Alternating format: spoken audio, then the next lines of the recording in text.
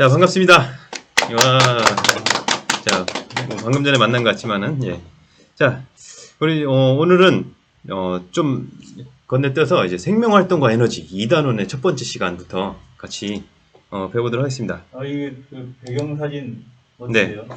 배우사진 멋지죠? 뭔가 에너지가 뭐를 느껴지나요? 모으는 겁니까? 예, 생명이- 에너지, 뭔가 예. 뭐 받는 것 같기도 제, 하고 제 에너지가 이렇게 빨려 들어가는 거.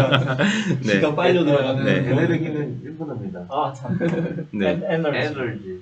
에너지. 미국 말입니다. 아, 네. 네. 기능중만 해서 순수 우리말을 한번 찾아봐야겠어요. 네. 자. 아, 제가 조금 더 옆으로 옮겼어야 했네요. 자, 물질 대사에 대해서 먼저 배우도록 할게요. 물질 대사라고 하는 거는 이 생명체 내에서 일어나는 화학 작용들을 우리가 물질 대사라고 합니다. 아, 또 여기 화학 선생님이 계시니까 화학 얘기하기가 조금 아, 부담스러운데요. 예, 아는 척 많이 해주시고 하시면 좋을 것 같아요. 예, 그래서 물질 대사는 요 생명체, 근데 우리가 모든 화학 반응을 다 다루시잖아요. 우리 그 필쌤은 화학 반응을 다 다루시는데, 저는 생명과학이니까 생물체 내에서만, 생물의 몸 속에서만 나오는 화학 반응만 다루는 거죠. 그것만 특별히 따로 떼서 이제 물질 대사라고 하는 거죠. 우리가 뭐 물질 대사 하면 또 갑자기 또 사명 대사 뭐 이런 것들이 사명 대사, 원료 대사 이런 것들이 해골물을 마시고 예, 예, 하는 게 생각나는데 예, 그런 거랑은 참 관계가 없는 것 같습니다. 물질에서는 뭔가 물욕이 많은. 아, 그렇죠. 물욕이 많으신 분인가요? 예. 자, 근데 이제 요 물질대사는요, 우리가 특별히, 왜 근데 밖에 일반 화학작용은 막 우리 주변 환경에서 많이 일어나잖아요. 어떤 여러 가지. 어떤 것들이 있나요? 주변에 일어나는 화학 반응 쉬운 게. 뭐 일단 불이야 이거죠. 그렇죠. 연소 반응. 이런 거 많이 일어나고 하는데. 근데 사실 이 물질대사의 대표적인 뭐 호흡이나 광합성, 이런 거는 그냥 밖에서 안 일어나거든요. 생물체 몸속에서 일어나거든요. 혹시 그 이유를 제가 생각하는 거 있는데 여러 가지 이유가 있겠지만 가장 중요한 거 하나만 꼽으라고 하면은 그거는 생물체 몸속에 뭔가 다른 특별한 것이 있기 때문이다. 이렇게 얘기할 수 있거든요. 그거를 우리가 효소라고 합니다. 효소. 저도 이 펜으로 바꿀게요. 요소.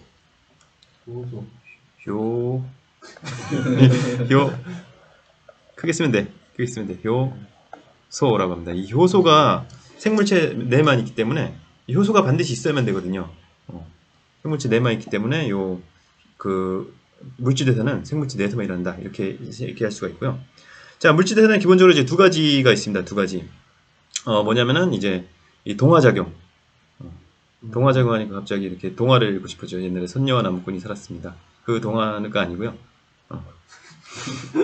착각했네. 좀 이렇게 반응을 좀 잘 해주시죠. 두 분이 이렇게 반응을 잘해야 학생들도 재밌게 들을 수가 있습니다. 네, 알겠습니다. 이 동화작용은 이제 어떤 물질들이 여기서 저분자, 고분자가 있는데 원래 화학에서 저분자, 고분자 개념은 이게 분자량이 만을 넘냐 안 넘냐 이런 기준점이 있거든요. 만 정도. 만 넘는 분자 많습니다.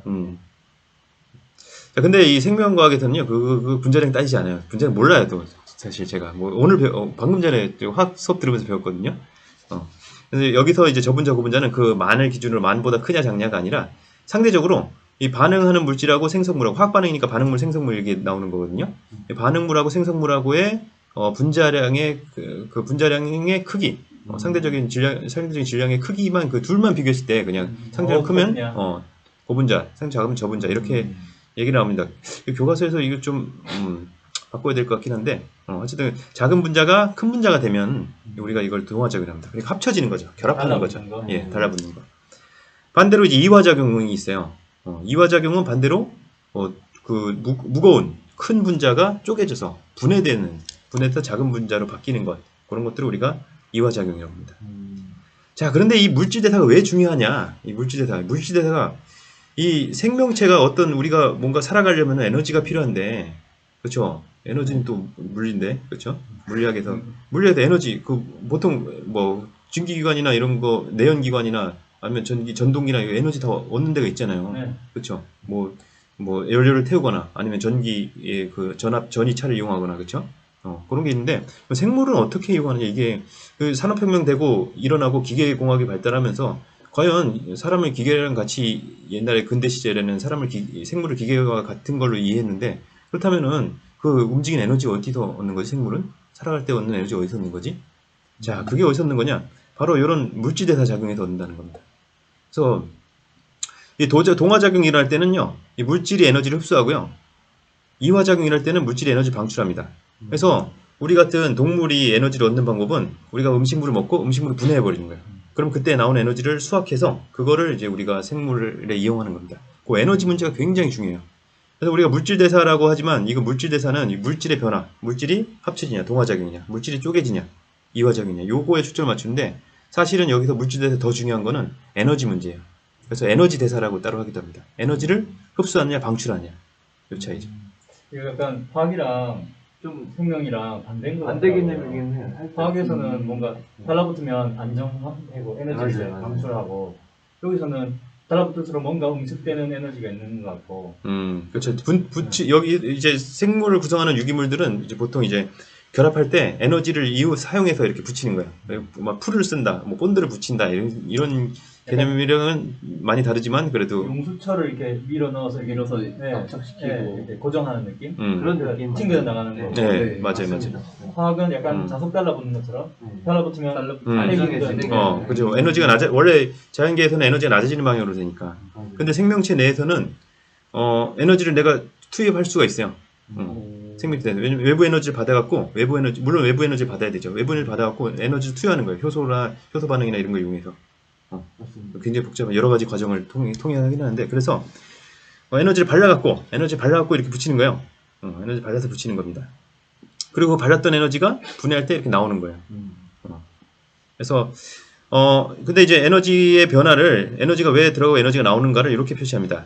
이제 반응물들이 가까이 가진 에너지가 낮고 동화작용에서는 에너지가 낮고 붙은 결합된 물질은 에너지를 합쳐서 커졌기 때문에 에너지가 높아요.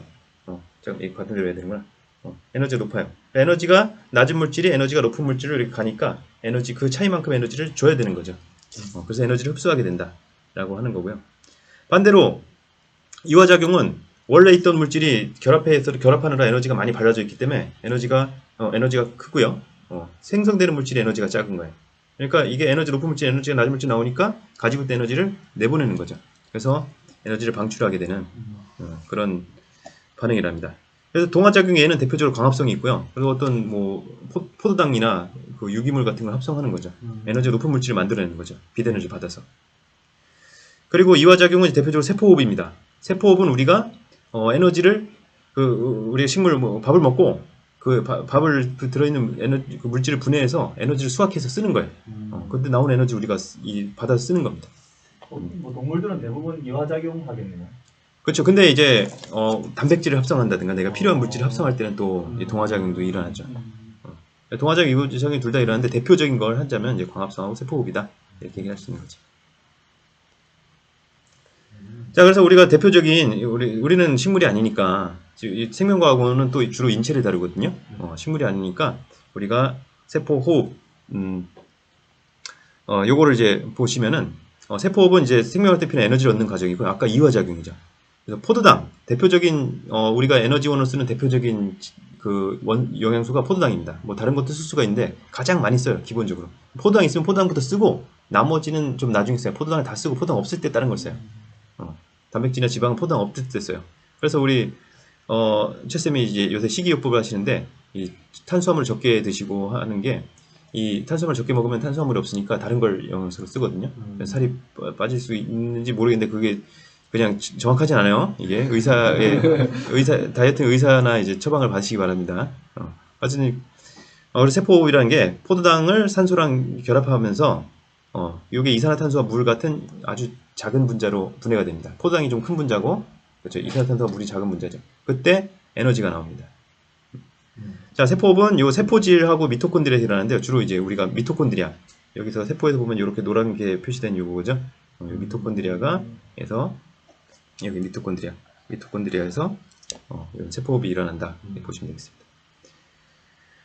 자, 근데 이제 가장 오늘 중요한 게 요 ATP예요. 자, 우리가 근데 이 세포의 에너지를 요 세포업을 할 때 나오는 에너지를 저장하는 그 잠깐 저장했다가 써야 되거든요.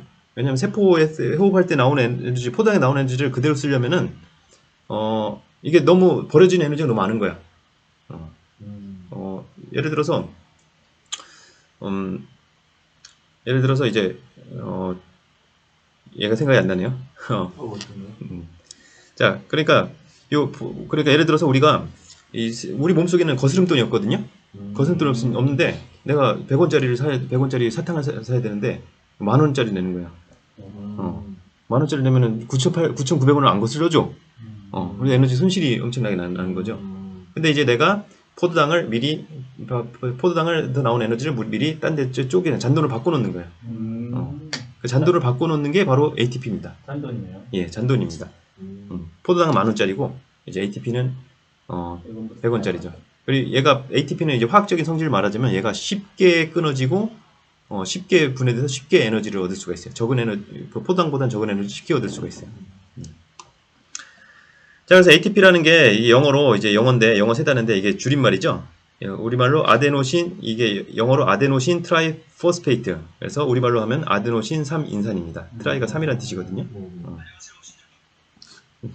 네. 그래서 이게 아데닌하고 리보스하고 붙은 게 아데노신이라고 하고 아데노신에 인산이 3개 붙은 거예요. 근데 아데닌 혹시 아세요? 들어본 적 있어요? 들어본 것 같은데요? 어디서 들어보셨죠? 그건 클럽 이름 아니에요? 자, 아데닌, 구아닌, 사이토신, 타이민. 네. 예. 헥산의 염기. 헥산에 들은 염기죠. 리보스. 헥산에 있는 당이에요.